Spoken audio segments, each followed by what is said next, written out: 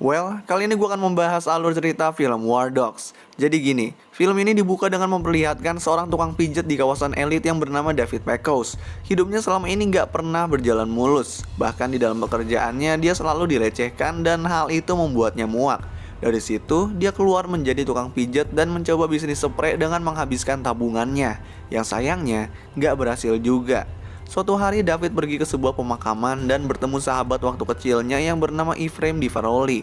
Ephraim ini mempunyai perusahaan sendiri, yaitu AEY Incorporation, yang menjual senjata kepada pemerintah Amerika Serikat untuk perang yang sedang berlangsung di Irak. David sudah gak pernah bertemu Ephraim sejak kelas 10 karena Ephraim ini pindah ke LA, dan Ephraim ini melakukan bisnis jual beli senjata di sana. Mereka berbincang-bincang, membicarakan kehidupan satu sama lain. Dan setelah itu, mereka menjadi sangat sering bertemu dan suatu saat, Ephraim menjelaskan bahwa pesanan peralatan militer diposting di situs web publik. Dan pekerjaannya adalah menawar pesanan kecil yang diabaikan oleh kontraktor besar, tetapi masih bernilai jutaan. Dapat diketahui kalau David memiliki seorang istri yang bernama Is. Saat David di rumah, Is tiba-tiba memberitahu David kalau dia hamil. Di situ, David senang tapi bercampur khawatir karena pekerjaannya ini sekarang nggak tetap. Setelah mengetahui itu, David pergi bertemu Ephraim dan menceritakan mengenai kegelisahannya. David yang mendengar itu semua langsung menawarkan pekerjaan sebagai asistennya dalam menjual beli senjata. Awalnya David ragu menerimanya karena David nggak setuju pada perang. Begitu juga dengan Is. Tapi karena terdesak, akhirnya David menerimanya. Namun, David berbohong mengenai bisnisnya ini kepada Is karena tahu Is sangat benci perang. Setelah itu, David bekerja dengan totalitas bersama Ephraim sehingga dapat mengambil banyak kontrak dari web. Dapat diketahui juga, Ephraim bekerja sama dengan pengusaha besar lokal yang bernama Ralph Slutsky. Ralph menginvestasikan uangnya sebesar 25% dari pendapatan usahanya. Biasanya, mereka mendapat uang sebesar $15.000 dari Ralph. Sayangnya yang Ralph ketahui mengenai AEY adalah bahwa AEY hanya menjual senjata untuk melindungi Israel karena Ralph orang Israel yang nasionalis. Lalu suatu hari, David mengatakan kepada Ephraim kalau ada distributornya yang ingin mengenalkan AEY kepada penjual senjata yang bernama Henry Girard. Setelah mendengar nama itu, Ephraim langsung menolaknya dan mengatakan jangan pernah berbisnis dengan Henry karena Henry sangat licik. Saat mereka berbincang, tiba-tiba David mendapat telepon dari seorang polisi Irak yang bernama Kapten Santos. Dan itulah pertama kali AEY mendapat transaksi Beretta. Transaksi Beretta ini sangat besar, bahkan keuntungannya ini 10 kali lipat dari transaksi biasanya. Dan David sendiri mendapat 30% dari transaksi itu, yaitu sebesar $180.000. Namun beberapa hari kemudian, David ditelepon oleh Kapten Santos yang menanyakan pengiriman Beretta. Dapat diketahui di sini kalau ternyata Beretta dikirim dari Italia, sedangkan Italia baru saja membuat undang-undang baru mengenai larangan pengiriman ke Irak. David yang mendengar berita itu pun panik, lalu langsung menemui Ephraim.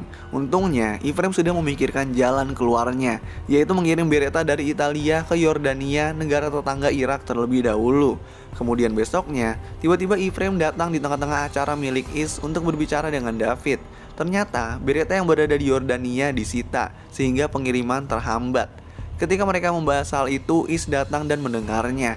Is marah kepada David karena tidak menceritakan yang sebenarnya. Tapi sayangnya, permasalahan itu nggak selesai karena Ephraim menyuruh David cepat-cepat mengemas barangnya untuk pergi ke Yordania mengurus pengiriman. Sesampainya di Yordania, Ephraim dan David pergi ke orang yang mengenal orang dalam pemerintahan dan mengurus semuanya. Lucunya, setelah Beretta berhasil ditebus, untuk ke Irak mereka harus mengirimnya menggunakan truk bersama dengan penyelundup terbaik di Yordania yang bernama Marlboro. Awalnya mereka menolak, tapi karena nggak ada jalan lain, ya mereka mau nggak mau melakukannya. Akhirnya David, Ephraim, dan Marlboro menuju ke Irak dengan truk. Tapi di tengah perjalanan mereka sempat diberhentikan polisi setempat. Tapi untungnya Marlboro menyogok polisi itu dengan rokok Marlboro, sehingga mereka berhasil sampai ke Irak dengan selamat. Mereka bertemu dengan Kapten Santos secara langsung untuk menyerahkan Beretta dan dibayar dengan uang cash. Dengan uang itu, David membeli apartemen dan mobil mewah yang kembar dengan Ephraim. Karena keberhasilan mereka, Ralph semakin percaya dan menambahkan investasi kepada AEY sebesar $10 juta. Dari situ, Ephraim membuat besar lagi AEY dengan mempekerjakan banyak orang dan memperbesar kantornya. Suatu hari, saat David sedang mengecek web, dia menemukan kontrak yang sangat besar dari perusahaan Pentagon dan dia memanggil Ephraim. Di situ, mereka belum menemukan penjual pasokan untuk kontrak itu, sehingga mereka mencari distributor yang ada, tapi nggak ketemu. Saat David mulai menyerah, tiba-tiba datang Henry, orang yang sangat dihindari oleh Ephraim. Henry menawarkan untuk memasok semua barang yang mereka butuhkan. Karena terdesak, akhirnya mereka setuju untuk bekerja sama dengan Henry. Henry mengarahkan David dan Ephraim ke Albania untuk mengambil barangnya. Sesampainya mereka di Albania, mereka disambut orang Henry dan mereka langsung mengecek barang yang mereka butuhkan, yaitu peluru AK-47. Setelah mengecek, mereka terlihat puas dan bisnis pun berjalan lancar. AEY langsung apply kontrak dengan Pentagon dan memasang harga 300 juta dolar. Beberapa hari kemudian, Pentagon mengaksep kontrak milik AEY dan mengundang mereka untuk tanda tangan kontrak. Di situ diketahui alasan Pentagon memilih AEY, yaitu karena AEY memasang harga paling rendah dari perusahaan lainnya, beda 53 juta dolar dari penawar harga paling dekat. Ephraim yang mendengar itu menyesal dan marah kepada dirinya sendiri. Tapi nasi sudah menjadi bubur. Mereka tetap melanjutkan kontrak dengan profesional.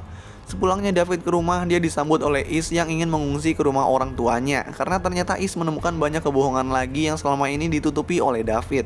Tapi karena David besok akan kembali ke Albania, maka dia membiarkan Is pergi. Di kantor, David membuat surat kontrak pembagian hasil 30% dan meminta Ephraim untuk menandatanganinya agar resmi.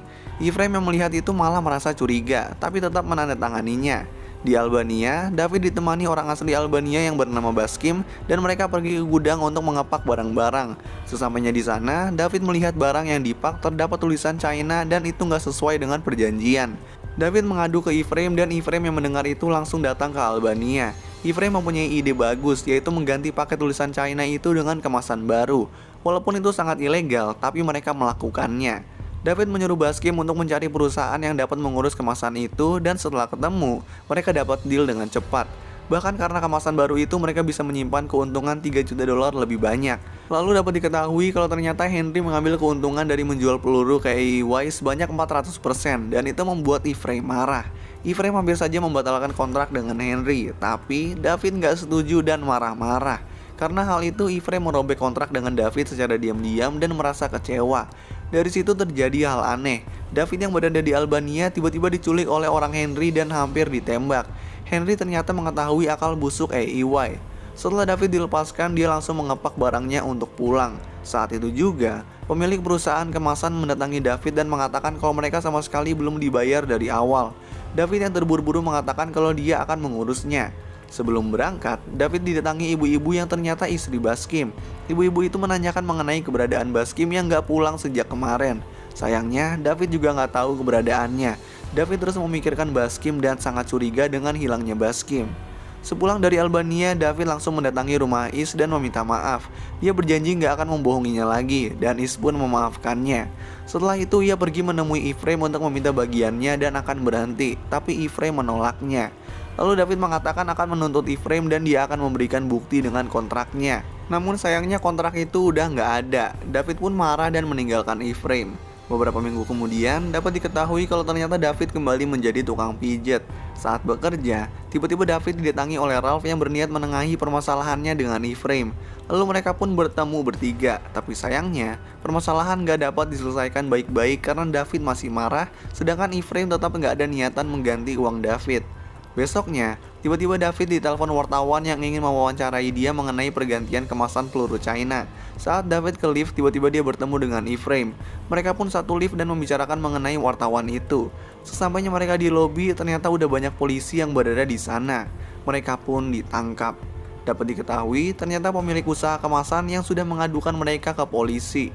David pun membantu kepolisian dengan mengatakan yang sejujurnya, sehingga dia cuma mendapat 7 bulan tahanan rumah, sedangkan Ephraim dipenjara 4 tahun. Lalu, suatu hari, David bekerja dan ternyata pasiennya adalah Henry. Di situ Henry berbincang dan berterima kasih kepada David karena tidak menyebut namanya saat ditahan. Lalu, David menanyakan mengenai Baskim kepada Henry, dan Henry pun memberikan David 1 juta dolar sebagai uang tutup mulut. Lalu, film pun selesai. So, itulah alur cerita film War Dogs. Kalau kalian punya rekomendasi film lain atau series lain yang mau gue jelasin alur ceritanya, kalian bisa tulis di kolom komentar di bawah. Dan kalau kalian suka sama video ini, kalian bisa klik tombol like dan juga klik tombol subscribe supaya bisa mendapatkan update-update tentang video-video gue selanjutnya. So, thanks guys for watching. I hope you enjoy it and peace out.